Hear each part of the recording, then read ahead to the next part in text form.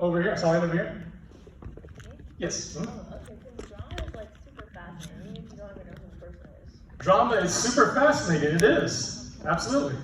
Yes. Because sometimes you want to blow off steam, but you don't want to actually confront the issue with the person. Ooh, okay. I'm going to come to you next. Robbie? We have nothing else to talk about. Nothing else to talk about. How true. Yes, ma'am. I was gonna kind of go off Sam and say, like, sometimes we're venting to like our friend, but then we just start bringing up everything that they did to make our case better while we're mad at them. Mhm. I know sometimes like I struggle with that. Is like I'm mad at someone, but then all this other stuff comes up, and I'm just like, I'll just tell you this, and it's like I don't think in the moment. I'm just like, oh, I'm just venting, but it's gossip about that person. So Okay. I kind of bring it in to like make myself feel better about why I'm mad at them. Got you. So it's just venting? Okay. Yes, sir. Takes the focus off of you. Takes the focus off of you. I saw a hand over here. Maybe not. Back here. Sometimes you're in a power structure where you can't like directly talk to that person about issues, but you can talk to like your coworker or something about your superior person. Okay. Power struggle. Okay. Yes, sir. Insecurities. Insecurities. Yes. Yes, sir. Sometimes people are just proud of what they notice about others. They've seen something kind of intricate or subtle, and if it happens to be bad, then they gossip. Okay. Absolutely. Is gossip good? Now, some things gossiped about, can they be true? They can be true. But do they need to be discussed? For instance, I'm just going to make up some names, make up some scenarios. I'm not picking on anyone here. Let's say I go to Donnie and I say, Donnie, did you hear who John slept with last weekend? You know, hey, Stephen, Kim, she got drunk 2 weekends ago. I saw her. You know, guy leading singing, I know your name. I saw Donnie smoking weed yesterday. These things could be true, but do they need to be repeated? Whether false or true. Excuse me. So I think we need to ask ourselves, before we even begin telling someone, because that's what gossip is, we're reaching out to someone, we're telling someone, should I be saying this? If you have to ask yourself that, should I be saying this? What is the answer to your own question? No. If someone comes to you and they say, I really shouldn't be saying this, but I need to tell you this, I think you should say, listen, just keep that to yourself. I know it's tough. I know it's difficult. I am 42 years old. It is difficult for me when I hear some tea, when I hear something juicy, when I hear a nugget. I want to tell someone. But is it going to benefit that person who it's about? Is it going to benefit me? Is it going to benefit the person I'm telling? Absolutely not, even if it's true. I want to read something from Socrates. It's a quote he had. I want to read an excerpt by someone who was also smarter than me. So I cannot take claim for this. Give me 1 second.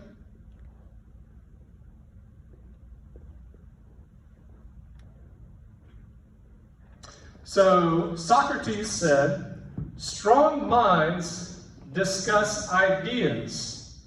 Average minds discuss events.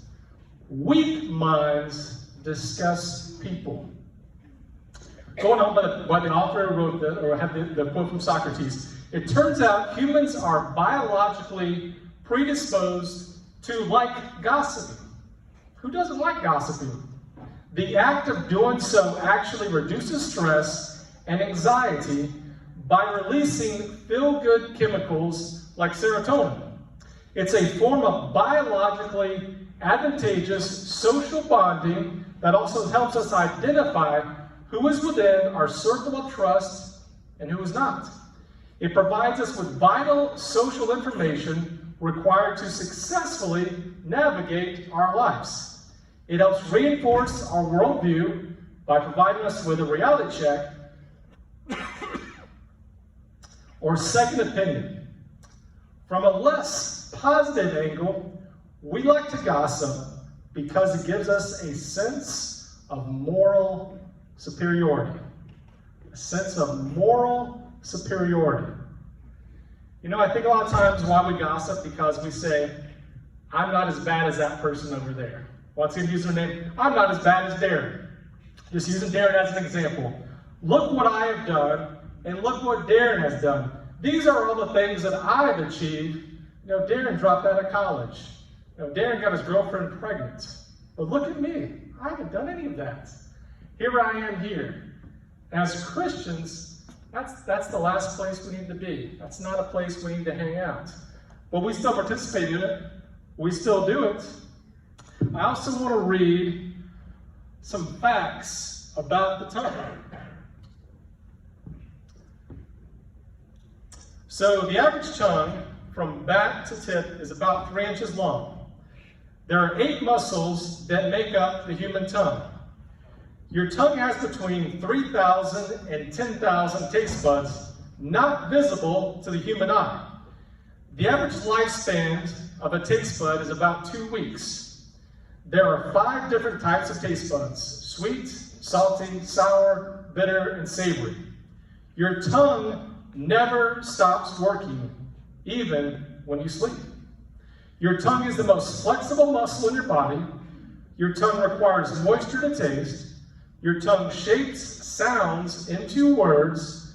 Your tongue print is as unique as your fingerprints. This very small thing in our bodies can create such havoc if used in a wrong manner. If bad communication is used, if gossip is used.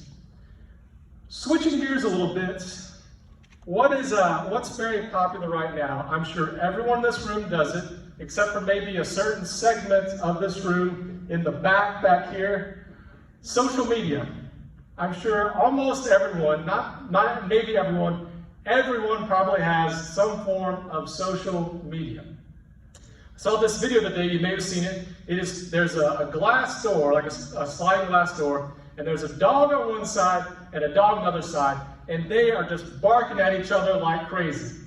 And the caption above that says, "Fighting on social media." Then the video, the door is open, and the dogs just play it cool and kind of walk around each other, and it says, "This is real life versus what social media is." What are we posting on social media? How are we reacting to things on social media? I know there's lots of hot topics. I'm not going to get into them because that's a whole other class. I've seen so many threads, as you may have, of people commenting on a comment, commenting on a post, fighting through a post, and I'm like, what are you doing? What is going to be resolved by this? Darren is a big fan of John Wayne. Those of you may not know who John Wayne was. He was a very tough cowboy. Sam and I were talking about this class, and I said a lot of people online think they're John Wayne on social media. During political times, we see so many political rants, so many political debates. Is it worth it? Is it worth it to go through this and tar what people think about you, tar your future, because this is forever. This is in print. People could see this for years to come. What about texting? Now, I grew up in the 90s, grew up in the 80s. Texting was not a thing. We either had to go to someone in person or we had to call them. Those were your only options. I was 23 before I got my first cell phone. Texting is huge now. I know a lot of people hardly even communicate. When you call them, they're like, why are you calling me? Why didn't you just text me? What about ways in which we text? Ways in which we post on social media? It may even be emails. Have you ever read a text, read an email, read a post, and you said, is this person mad at me? Just by the way they written it out. They may have not taken a second look at it, but just written it out and then hit that send button. But you're the recipient of it, and you're saying, I am totally confused why this person would say this in this manner to me. Guys, before you hit that send button, before you send that email, before you make that post, first of all say, is this beneficial? Is this tearing someone down or is it bringing someone up? Is it useful? Why am I doing this? Also, check your grammar, make sure that is good. My mother's here tonight. Every text she sends me, I have to figure out what is she trying to say.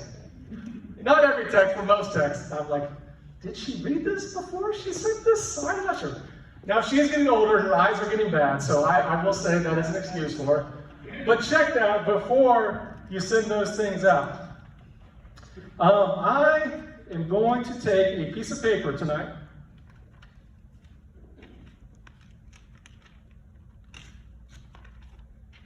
Just a regular sheet of paper. And what I'm going to do is I'm going to fold it in half.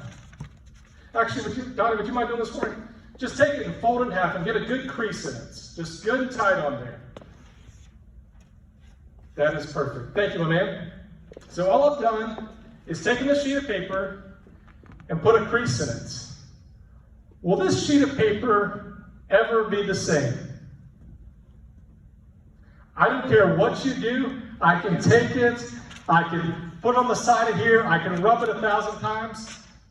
This crease, or the ribbon of this crease, is always going to be there. Guys, there are people in your lives that you have said something to that you may not even realize you had said it in a certain manner, but there's certain things they will remember for the rest of their lives. And that you may be the recipient of that. Someone said something to you that may have changed the whole trajectory of your life. I'm going to tell a story about my dad. I'm not trying to knock my dad. When I was 12 years old, we were on vacation at the beach. I distinctly remember him saying this to me. He said, "Son, you halfway do everything you do." And he has no idea that 30 years later, I still think about him saying that to me. I remember I took a long walk on the beach and I was mad at him. I said, "I don't halfway do things." And the more I thought about it, the more I walked on the beach, I said, he is right. I do halfway do a lot of things. And I guarantee you he has never thought about it since that day, but the way it impacted my life. You could be the impact on someone's life, whether good or whether bad. Which side do you want to be on? Do you want to be that person that they're thinking about? Donnie Dillon 30 years from now? And say, "Dadgum, that Donnie Dillon, he said to me this 10 years ago." Can't stand him. Now, Donnie would not do that because I know Donnie very well. We could have accidentally done these scenarios in someone's life. Let's go ahead and let's see if I can figure this out here. We're going to go to the scripture for this evening. I may need some technical help, Donnie. Go to the right.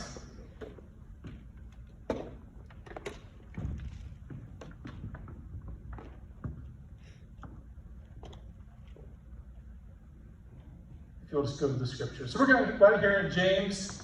We're going to start here in verse 3. "Not many of you should become teachers, my brothers, for you know that we who teach will be judged with greater strictness."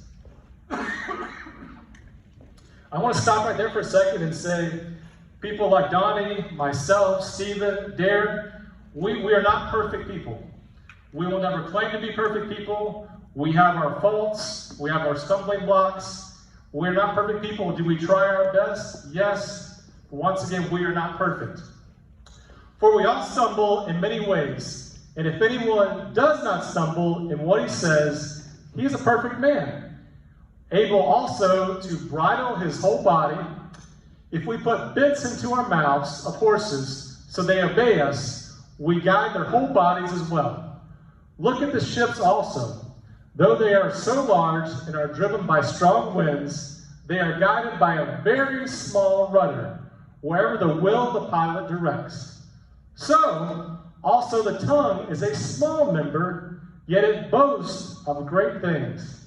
How great is a forest is set ablaze by such a small fire."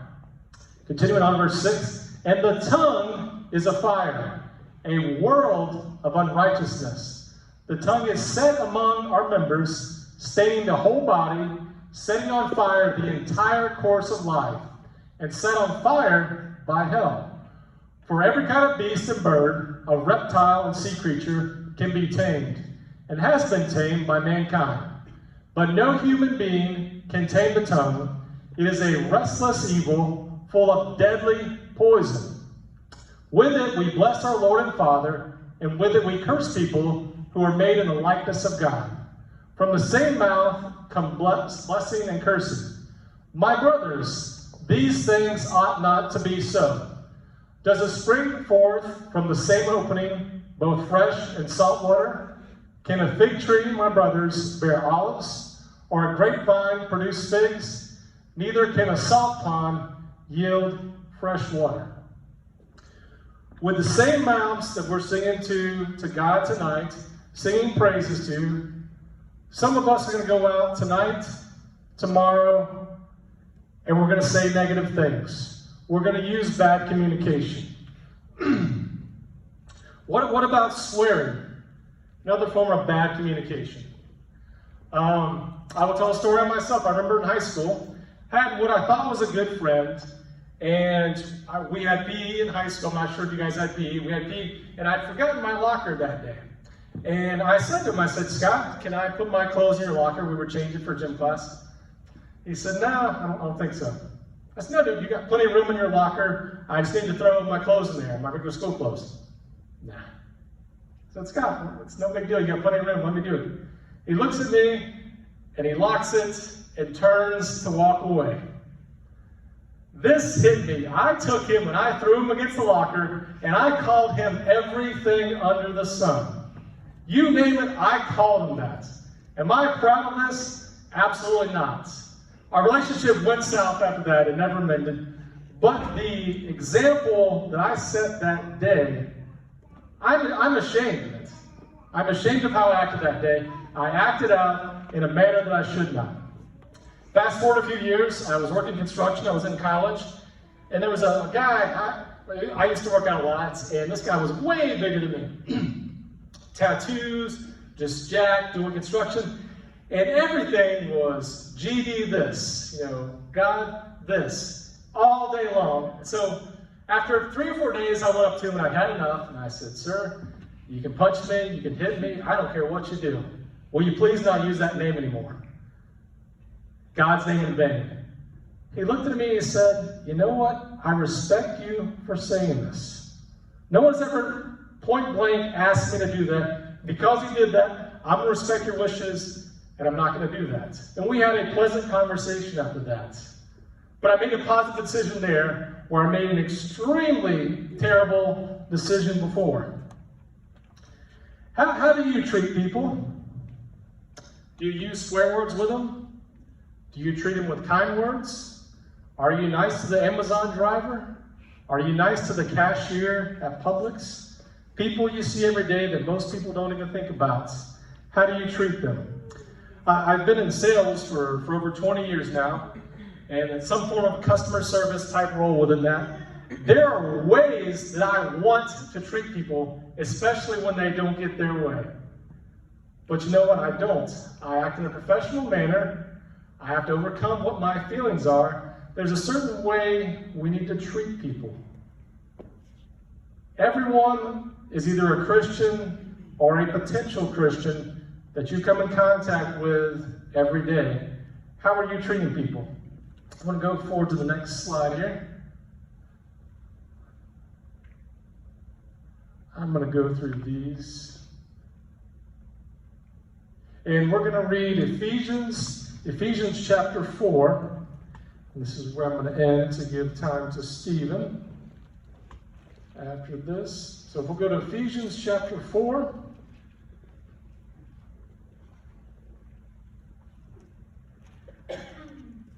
And we are actually going to start in verse 29. So Ephesians 4:29, do not let any unwholesome talk come out of your mouths, but only what is helpful for building others up according to their needs, that it may benefit those who listen. And do not grieve the Holy Spirit of God, with whom you are sealed for the day of redemption. Get rid of all bitterness, rage, and anger, brawling, and slander, along with every form of malice. Be kind and compassionate to one another, forgiving each other, just as Christ forgave you. You know, I love watching videos, TikToks, YouTube videos, and I was watching one of The Rock just last night. And he said a quote that changed his life when he was 15 years old. He said, "It's nice to be important, but it's more important to be nice." He said that changed my whole outlook on life. As many of us know The Rock now, just that simple quote that someone had said to him changed the whole trajectory of your life. So as we go out this evening, as we go out this next week, what is your communication going to look like? Stephen is about to go into good communication, what good communication looks like. Let's think before we speak. Once again, if you have to say to yourself, should I say this? You probably should.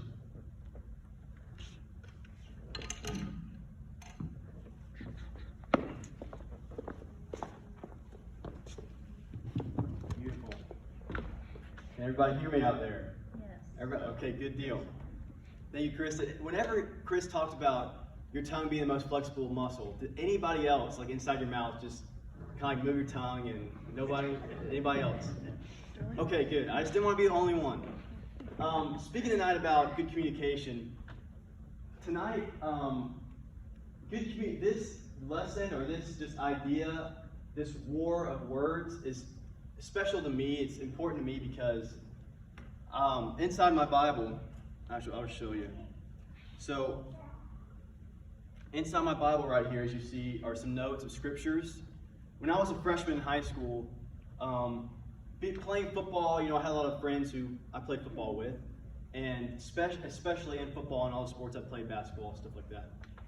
You heard all the time, like Chris was saying, you heard cuss words, you heard everything under the book, everything in the book. And in ninth grade, I kind of remember, kind of like what you said, Chris, and we were working in construction, I kind of had enough of it. And I kind of would ask, my friends, hey, is it okay if you, watch your language, please? And I remember sitting at the cafeteria on the table that we used to always sit at, and they'd say, why? Like, there's nothing in the Bible, why? Like, why do I need to not say what I need to say? It's just words. And I remember that night I said, like, there's no verses that say I can't speak the way I want to speak. And knowing, growing up in the church, I kind of thought, I know for a fact there's definitely verses that could help them or I could show them.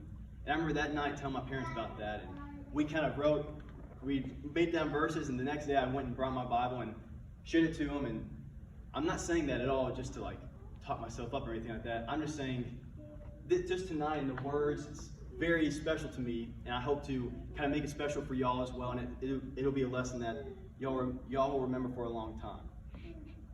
So kind of going off the scripture, James chapter 3, verses 1 through 12, kind of going off of that, what Chris said, we see so many things that make a big difference, just like our words. Think about our words, something that seems so small, something that we use every single day, all the time, our mouth, words that seem so little, we think don't really have any, that doesn't really make a big deal, can actually make a huge deal.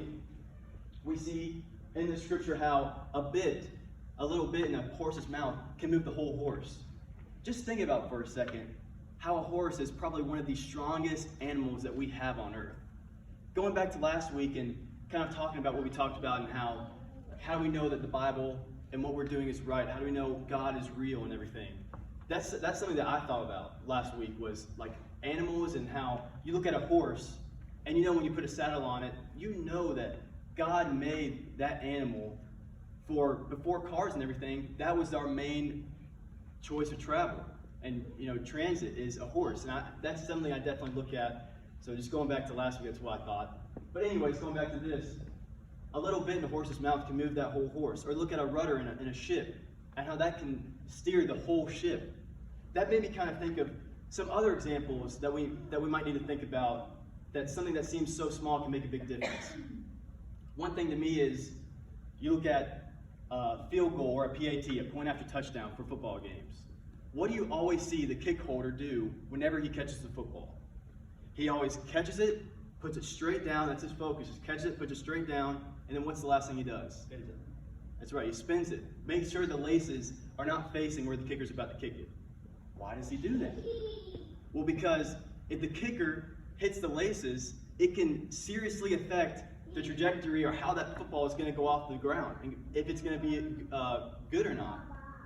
And something as small as laces on a football can infect, can mess up the whole 60-minute game that team worked on to try to get in that position to win the game. If that was a game-winning field goal and the kick holder messed up and had the laces facing the kicker, that could mess up that entire game.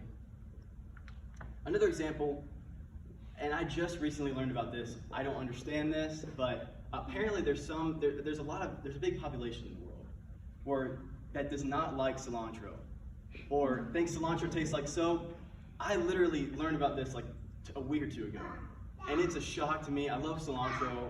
I could eat it in my sleep, but I thought about something that's so small, and somebody said, whenever I learned about this, somebody said this. They said, my mom cooked like a big meal, and she said she put just a dash of cilantro in there. And I took my first bite and said, is there cilantro in this? And that's exactly what I thought about, is something so small as maybe, I don't know what chefs say, a sprinkle or something of cilantro can destroy a whole pot of pasta. You know, something also to connect the dots here. But speaking about so many small things that make a big difference, let's maybe go to an example in the church. First, you look at GFC as a whole. Can't you see how maybe a rumor could kind of create some tension, some controversy, and split up our GFC as we know it? I know I've been in that situation myself, in my youth group back when I was in high school.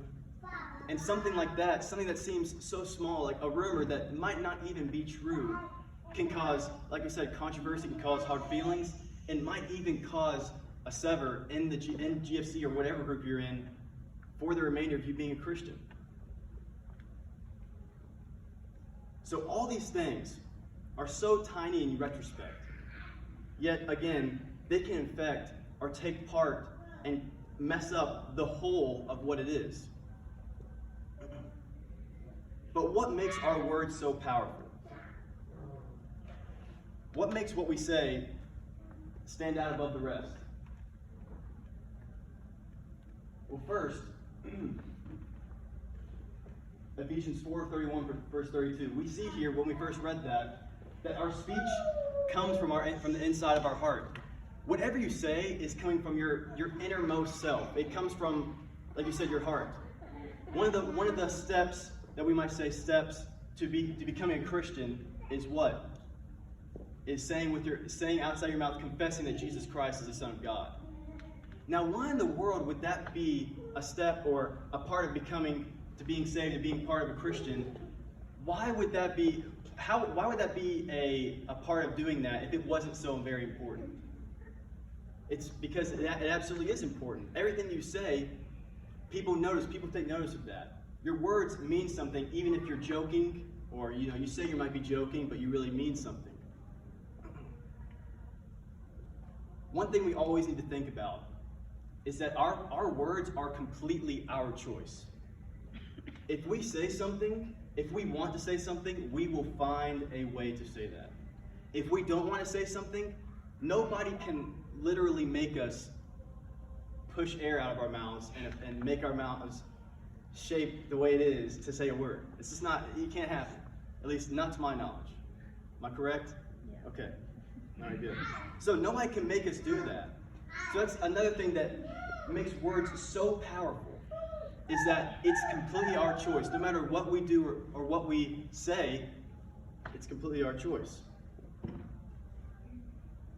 And I was going to talk about, Chris kind of he didn't steal my thunder, but he talked about sticks and stones can break my bones, words can never hurt me. I was going to talk about that, but you kind of covered everything I was going to say, so, toss it out. Good job right there. But when talking about words and their power, it's interesting because we can't see words, we can't hold words, but we can sure feel them. And that's something we always need to think about when we know that words can make such a big difference, but also words can be so powerful.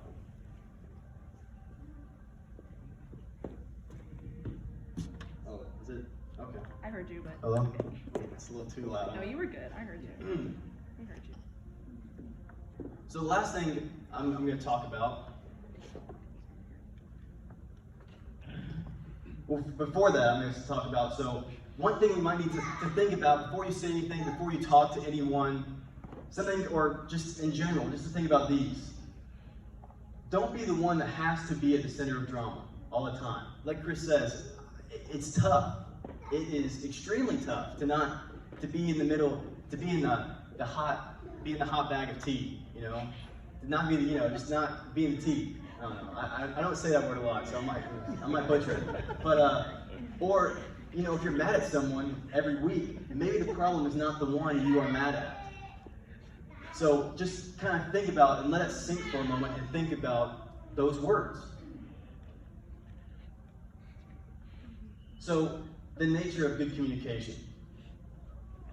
As myself working in Kinetics Physical Therapy, if anybody who doesn't know where I work at, that's Mr. Tony Sear. He's a member here, and that's his physical therapy clinic. And I'm saying that to kind of preface what I'm about to say. But one thing that I've learned is working in that job and starting in that job is that perception is reality. That is one thing that we must think about whenever we are in a healthcare setting helping our patients. For example, one thing we talked about was whenever I started there was when we were talking about what do we do whenever we're in the room and we're with a patient and we might not be helping a patient right now, or what are the guidelines whenever for side conversations or just anything, phones, just the simple stuff that they kind of go over whenever we first start. Well, one of the physical therapists said this. So imagine that, let's say this is a patient, and there's some apps on there that can show you the anatomy or the physiology of your body, and it can kind of help show the patient what muscles they're using, how this is helping them. So you tell me, what is the difference between me doing this? Me on my phone, trying to look up on the app and pretend like y'all are another patient across the room. So yeah, I'm doing this and not really engaged, or if I was doing this, kind of showing them that I'm with that person, I'm just not on my phone. Can you tell that there's a big difference? Even though I'm not doing anything wrong, I'm just helping my patient understand something better. Still, even if you're not doing something wrong, perception is reality. And that's something we need to think about, especially with good communication, when it comes to us as Christians. One thing that's always changed my life that I've heard is that we might be the only Jesus anybody ever meets. We might be the only example of Jesus anybody ever meets. I know we all have, sadly myself as well. In our daily lives, we could hear somebody talk for 5-10 seconds, and we can automatically think, yep, this is this type of guy, this is this type of person. I know exactly how this guy thinks. I know how he is, how he talks around, just how he acts in general. We're kind of judging that person. I know I've tried not to do that as much. I know it's tough for all of us to try not to do that because it's something that we naturally do. But think about as us being Christians and all the rest of the world not being Christians, I would think that most people do that all the time. And that's really important. That's how important good communication is for us as Christians. Because like I said, we might be the only example of Jesus people ever meet. And if they see us maybe talk slander or be involved in drama, or maybe kind of, like I said, joke around with a friend even though you kind of mean what you say, but you say it's a joke, how would that affect them? How would they think of you being a Christian? How would they think, man, if he's a Christian, I do not want to be anything like that person is? Think about tonight. Whenever we hang out and talk and fellowship after this, if we're, like I said, if we're kind of joking around with each other and it may go too far, or somebody might maybe not know how comfortable you are with that person you're joking with. To end it all, our words can affect how people see us as Christians or any other person in the world. So what is good communication? Just kind of harping this again. So good communication is being humble. Sam. A soft answer turns away wrath, but a harsh word stirs up anger. The tongue of the wise commends knowledge, but the mouths of fools pour out folly. The eyes of the Lord are in every place, keeping watch on the evil and the good. A gentle tongue is a tree of life, but perverseness in it breaks the spirit. Now we have time. Proverbs 25:11 first. A word fitly spoken is like apples of gold in a setting of silver. Thank you. And then now Proverbs 21:23. Whoever keeps his mouth and his tongue keeps himself out of trouble. All right. Now we also have to be humble. We have to be kind, but also be careful. Leviticus 19:16. You shall not go about as a talebearer among your people, nor shall you take a stand against the life of your neighbor. I am the Lord. Thank you. So we have to be humble, have to be kind, have to be careful, and also we have to be informed. Psalms 37:30. The mouth of the righteous speaks wisdom, and his tongue talks of justice. So humble, kind, careful, informed. Something seems very simple, but also it might make us have to kind of think before we speak. Think. That's ironic. Think before we talk. So something that I think that will help us think, to make sure we think before we talk. Something maybe to remember this is, you know the song that goes like, jump, jump, jump, jump. Okay, so now every time you talk, you're about to speak, say, think, think, think, think, think, right? I think that would help. Anybody else? Man, that really, I thought that was going to be kind of funny. Nobody I remind myself, never be a stand-up comedian. Okay. So, before we speak, think. Think, is it true? Is it helpful? Is this inspiring? Does this need to be repeated? And again, is it kind? Something that seems so simple can be very difficult for us as even as Christians, even being somebody who's, I know we said this one time, very well seasoned in the faith, or somebody who's older in the faith.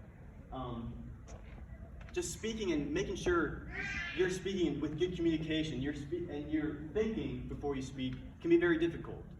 Let's always try to remember that in everything that we do.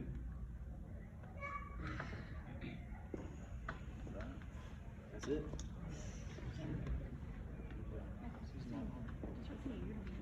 You can use mine. I don't think yours was seen. I think they're both. Just go ahead. Just saying you're good. Yeah. Oh, yeah.